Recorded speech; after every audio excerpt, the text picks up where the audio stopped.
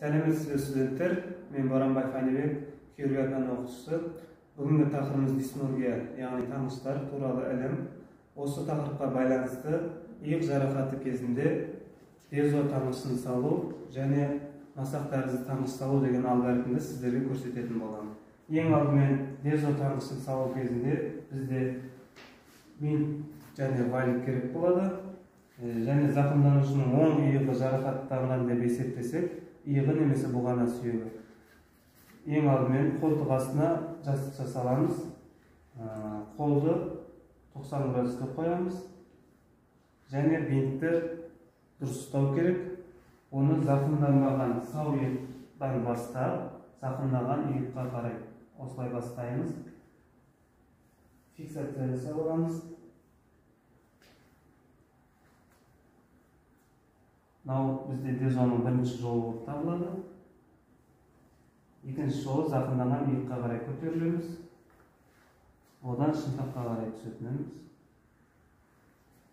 Шынтақтан білезікке қарай келеміз.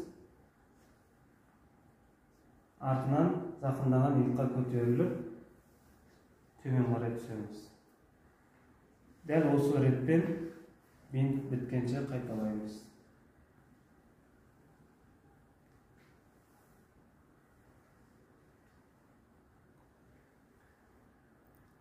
Осылайша дезо таңғышы салынды. Оның дұрыс екеніне көз жеткізу үшін алдында 2-3 бұрыш, артында үлкен 1-3 бұрыш болу керек.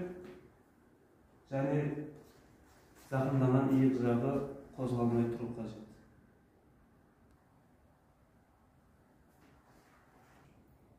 Енді біз зақымданған иыққа масақ тәрізді таңғыш салуды көрсететін боламыз.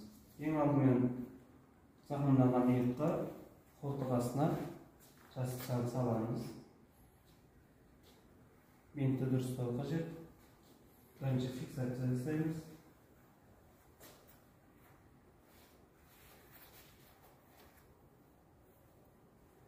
Фиксация жасағаннан кейін бірінші жолы артқа кетеді. Артынан айналып алдына келеміз. Осы жерден масақтың бірінші көзі шығады. Осы ретпен қайталай береміз. Әр орам 3-тен 1-ін жауып тұру керек, бір-біріне айқаспау керек. Таңғыш салған кезде дұрыс салынғанмен қатар көзге әдемі көрінетіндей болу қажет.